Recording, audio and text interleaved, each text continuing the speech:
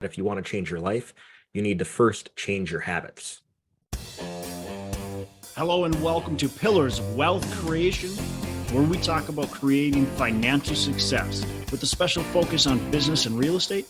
I'm your host, Todd Dexheimer. Now, let's get to it. Hello and welcome back to Pillars of Wealth Creation. I'm your host, Todd Dexheimer. With me, as always, on these wacky Wednesdays, we got Matt Jones. Matt, how are you doing today? I'm doing fantastic. How about you, Todd?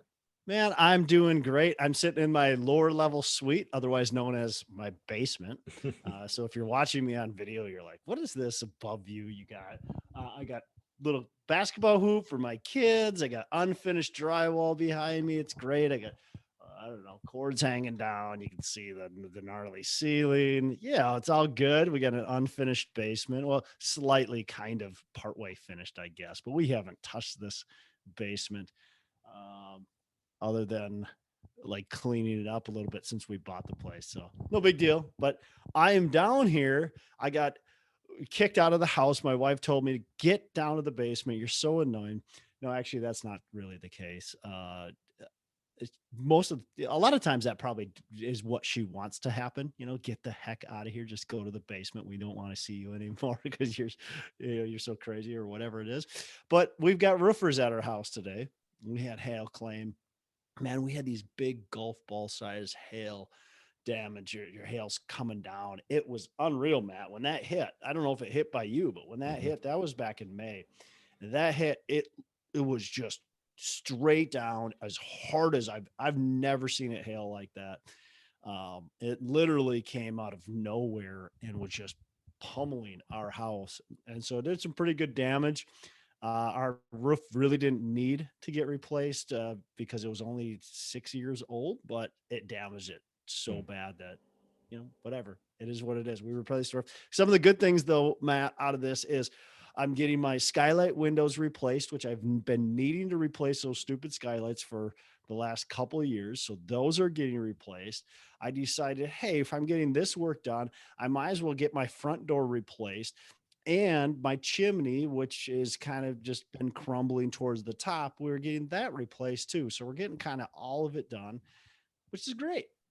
So, and we did some remodeling. We had this pipe coming out of our house that we abandoned. So now we're going to get rid of that pipe and we don't have to have that worrying about that penetration through our house and leaks. And so it's all good. It's all good. Nice. Well, next up, you can do the basement. It's a brand new shiny roof. Yeah. Up next, the lower level suite. There you go. There you go. Love it. So man, what are we going to talk about today, Matt? We're not talking about your house rehab. Oh, well, I guess we should. It's exciting. I'm excited. As you can tell, I'm excited. Well, we're actually going to do a book review for The Power of Habit by Charles Duhigg. Yeah. So Power of Habit. And obviously the title brought me in because it's just so easy as an entrepreneur. And I think really anybody, but I know as an entrepreneur, it's so easy to get distracted. Think back to my 9 to 5 job when I was a teacher. I was an industrial tech teacher and I had to set schedule. And so it was pretty easy to stay on task, Matt, because I had specific things that I just couldn't deviate from. The kids were coming to my classroom, whether I liked it or not. And I had to be prepared for them to come, whether I liked it or not. Otherwise, that class, and there was some times where I didn't prepare very well and the class sucked. It was boring. The kids were just, you could just tell they weren't engaged at all. And so as a teacher, if you're not prepared, the whole class, the day is boring and it's, obnoxious because the kids aren't paying attention and they're probably causing a little bit of problems. And so as a teacher, you've got this set schedule. The kids are coming, whether you like it or not. And then you have to prep for that. So you know exactly, okay, I got to prep. And I look at my schedule goes from this time to this time, and I got a certain order. So that's how I prep in a certain order. So it was really easy. Whereas an entrepreneur, I don't have that, right? I've got a meeting that's scheduled here and there. Matt, you and I scheduled a meeting for 9 a.m. this morning. We're talking. Perfect. That is easy. I can be organized and have a habit, or not habit, but I can be organized to do that. But then what do I do? Right? If I've got no meetings the rest of the day, now what do I do? And there's so many things though that we can just, again, that's just one little aspect, but we get so distracted so easy, at least I do, that this book, this title, this Power of Habit, like how do I create some habits? How do I create consistency in my schedule, consistency in my diet, consistency in my exercise routine? How do I create, quote unquote habits that are going to be powerful for me to be successful? Oh, it's certainly not easy. I mean, once you have a habit, especially a bad habit, it's hard to break it because you're just in that routine. You might even consciously know, like, oh, this is not good for me, but you still do it because you're Well, just so used to it. right, you know it, and you actually tell yourself you're not going to do it, and you still somehow do it. You wake up in the morning, you say, I'm not going to do this, or I am going to do this instead. And then all of a sudden you do the exact same thing that you were no longer going to be doing. And there's times where you can be, I think, way too hard on yourself. There's so many things that, but it's so easy if you once you create that habit, once you create that thing that maybe is distracting to you, just pick something. I don't know, checking your social media 29 times every day or whatever it is. Once you get into the habit and you create that as this is what I do, I check social media 29 times a day, it's really challenging to all of a sudden go to create a new habit of checking my social media once a day. Yeah, one of the points from the book that I really liked is that if you want to change your life, you need to first change your habits. Yeah. And it's so true. And so our how do we change our habits? That's I think the biggest key. And this book obviously dives into it. But Matt, what are some of the things that were talked about in this book of some of the tools on how to change your habits? I think first off is like understanding how habits are formed, that it talks about. Essentially, you form habits as a way of your brain conserving energy. It gets in these habit loops essentially, so it doesn't have to think about what to do next. As part of a habit, you just go through the motions essentially, and you have what's called a cue, a reward, or I'm sorry, a cue, a routine, and then a reward. So you have a cue of something that happens, and then a routine, like a behavior that you do, and then a reward afterwards. Such as a cue is, oh, I'm hungry, and so the routine is I'm going to eat some junk food or whatever is available, and then my reward is like, oh, I enjoyed a delicious meal, and maybe you have some dopamine going through your brain as well. Right, right. Yeah. So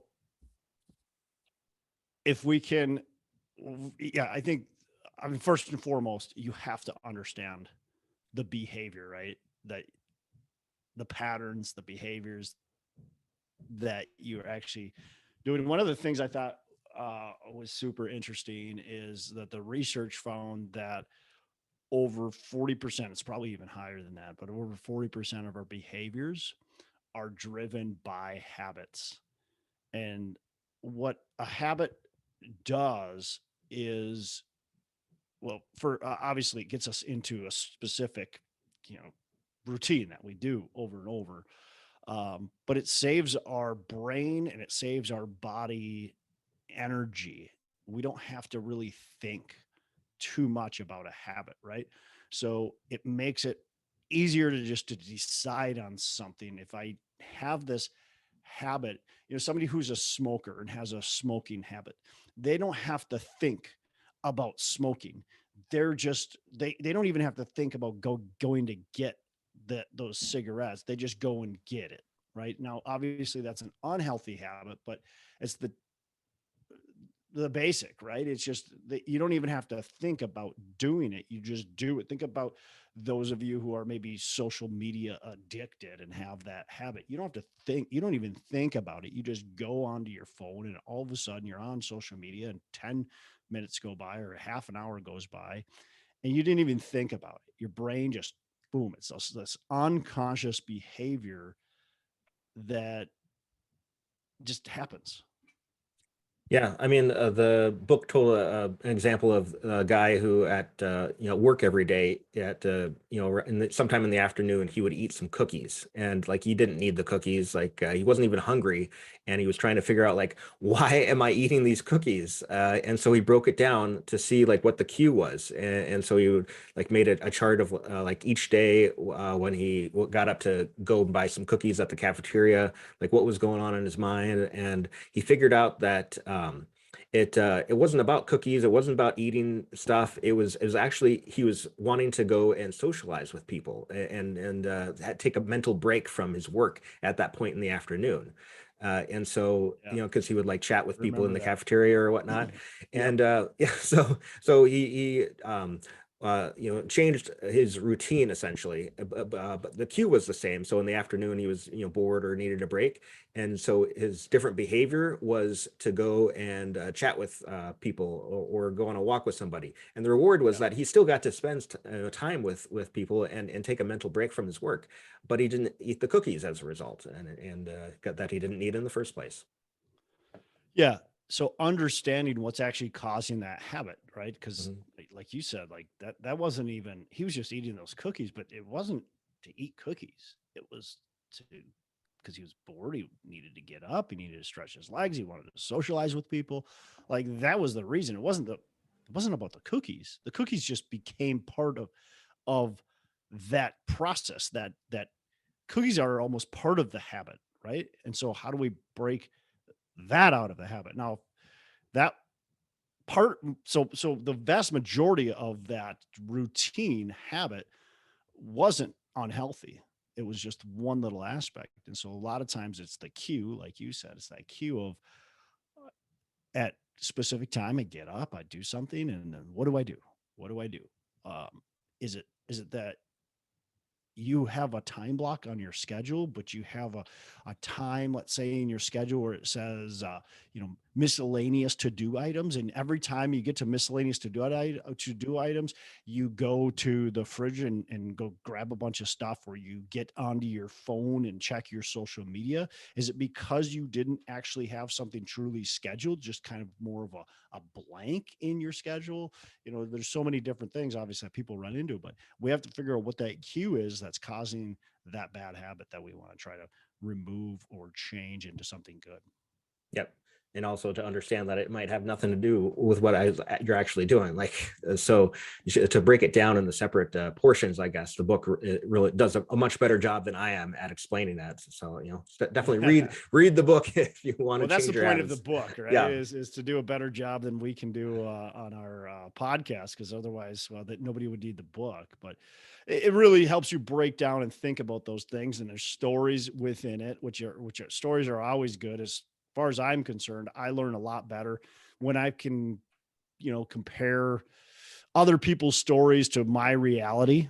That's always a benefit as well. So that's one of the reasons I love. There's certain books that I really love, then certain books that I have a hard time getting into, and I think because of how my brain works and processes, I need a book like The Power of Habit that definitely has a lot of concrete things, but just some real life experiences to go, oh, okay, I get that. Yep. So let's say even if you can break down your habit into these different portions, the cue, the routine, and the reward, you still got like you've done the mental part, but now is the actual work part, which is the hardest part, I would say.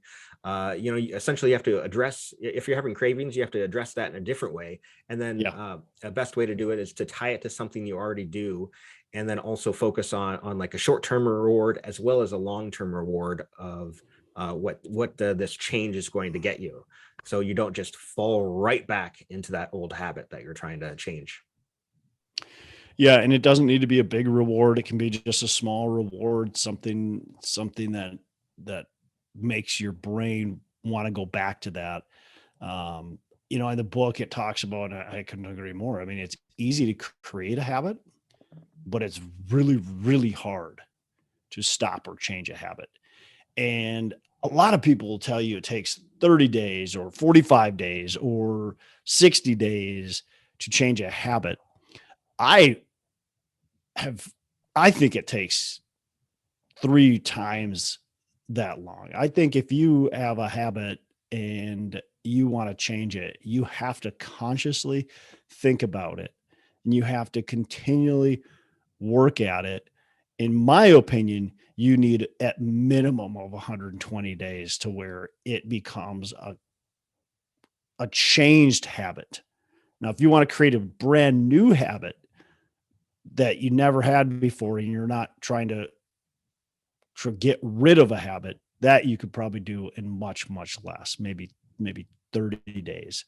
But I think if you want to break a habit, and quite frankly, it might be even more than that. It has to be a decision that you're continuing to do, because you hear about people all the time. And now these are, obviously it's a chemical related habit, but smoking or drinking, drugs, you hear people that they might kick that habit for 6 to even 12 months.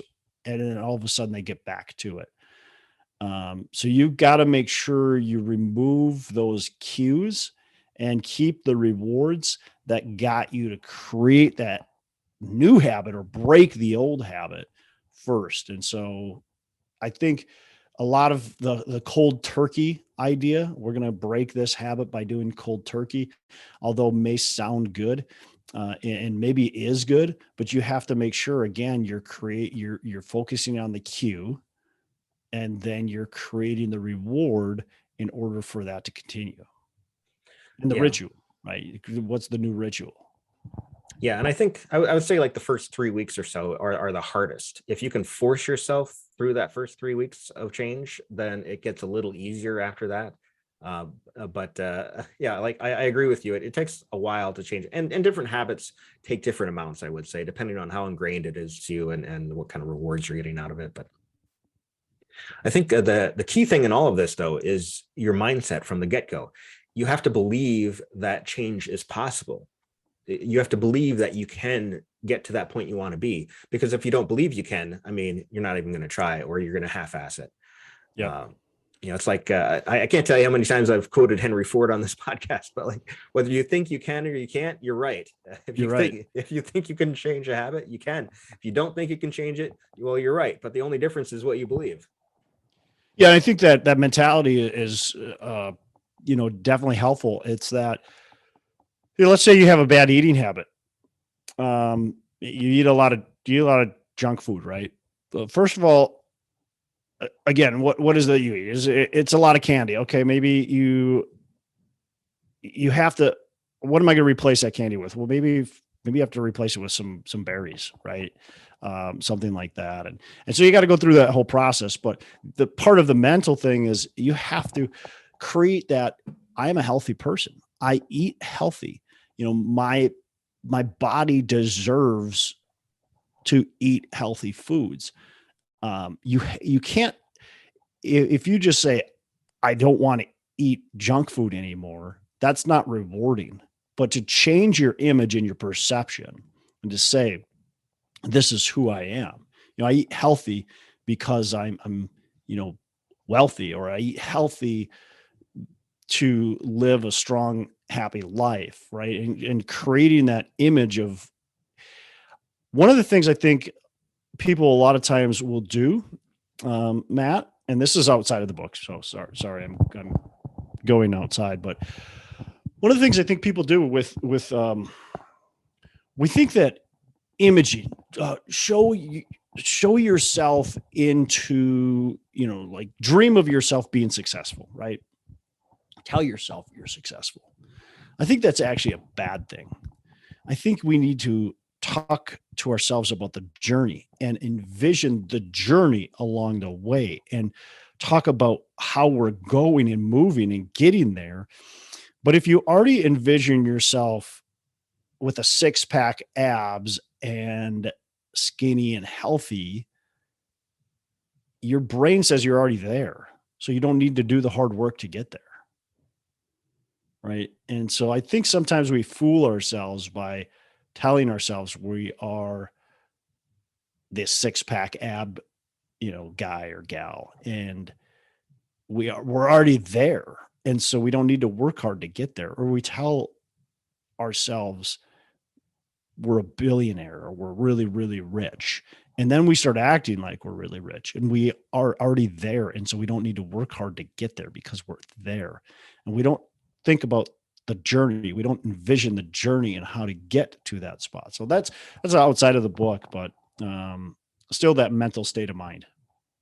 Yeah, I agree. It also helps to have a plan for what to do when the challenges inevitably come along the way too, and to have somebody to help hold you accountable for sticking to Yep. your plan. Yep. What else? I mean, there's a lot of other kind of stuff in the book. Yeah, the book also talks about finding a keystone habit. Let's say like you're trying to lose weight. Maybe that keystone habit for you is exercising, because if you start exercising, then you start doing other healthy things as well. You start eating healthy. Maybe you reduce Yep. your smoking. You do more healthy things but maybe you only were focusing essentially on starting to exercise, but these other things just kind of domino effect and happen as well along with it. So for you, maybe that keystone habit was the exercising, but you got to figure out, okay, what are you trying to change in your life, and what is your big key habit that would impact everything else. Yeah, that's so powerful for me. Eating healthy is a big thing. And I find that if I exercise first thing in the morning, that my brain, for some reason, wants to eat healthy. Right. And so if I exercise right away, I'm eating healthy the entire day. Where if I wait until the evening to exercise and I'm exercising at, let's say, 3 o'clock or 5 o'clock or whatever, well, a lot of times I don't get to it because I get busy. And then maybe I eat unhealthy. And so I'm not feeling great. And so I'm just like, yeah, I'm not going to do it today. I'm not going to work out today. I'll wait until tomorrow. But it's because I've eaten unhealthy and got distracted that I didn't work out. And again, like if I worked out in the morning, I would have eaten healthy all day. I wouldn't have gotten distracted. The whole day would have went a lot better. And it's that first behavior of working out right away in the morning that's going to help me keep that habit of eating healthy throughout the day. Exactly. I mean, it's so easy to tell yourself like, okay, the diet starts tomorrow, or I'm going to start getting up early to exercise tomorrow. Yeah. And then tomorrow comes and you're like, oh, okay, I can put it off another day. And it just goes on and on. No time like the present to start changing your life. Yeah. Don't wait till tomorrow. Do it now. Do it now. Yeah. That goes with everything. We talk a lot about that. And in real estate, like when's the best time to buy real estate? Well, yesterday, but the second best time is right now, today. Right. So, all right, man. Do you have anything else you want to talk about on the book? I mean, just a couple last points. It goes into depth about how Alcoholics Anonymous has been really successful by helping people to see what the cues are before they're drinking, to be able to change that. And then, last point here from the book that I want to say is that it says to start small to get some gains, and also to focus on your big reason why are you doing this, Yep. to keep yourself centered. Yep. Love it. Love it. The Power of Habit. I would suggest everybody grabbing that book. If you haven't read it already, grab the book. It's on Audible too. If you're an Audible guy, the written word obviously is, it's just got I think more tangible. You can see some of the things, but I'm not for me, written is difficult to get through all the books that I want to get through. So I'm an Audible kind of guy, but either way, just enjoy the book, read it. I think it's very useful. Even if you only grab a few of the things of the book, I mean, this is a great book to grab onto and make it part of your library. Power of Habit. Yep, I agree. Great book. Highly recommend it. Sweet. All right, Matt. Anything else we need to cover? No, I think that's it for today. All right. You have a fantastic rest of the day. Make every day Saturday. Thank you. You too. Hey, thanks so much for listening. I appreciate you being a loyal listener. Say, I would love to have you go on to our Facebook page and subscribe. Give us a thumbs up. Go on to iTunes or wherever you listen and give us a rating and review. Don't forget to subscribe. Your rating and review just helps us push this out to more and more people and continue to grow our audience and hopefully positively affect a ton of people out there that really need this and want this. So the other thing I've got for you is a free ebook on my website. So go on to venturedproperties.com, and download our free ebook on real estate and on syndication. And I've got some data points in there, some really good stuff for you. So I'd love to have you take a look at that. It's free. I'm not expecting anything from it. And also, look, if you want some help in multifamily, want some help learning, growing, getting your business off the ground, I would love to talk to you about what it would look like to work with me potentially and see if that's a good fit. So you can go to coachwithdex.com and check that out, and we can definitely have a call. Thanks a lot for listening. You make it a fantastic rest of the day. I'll catch you on the next episode.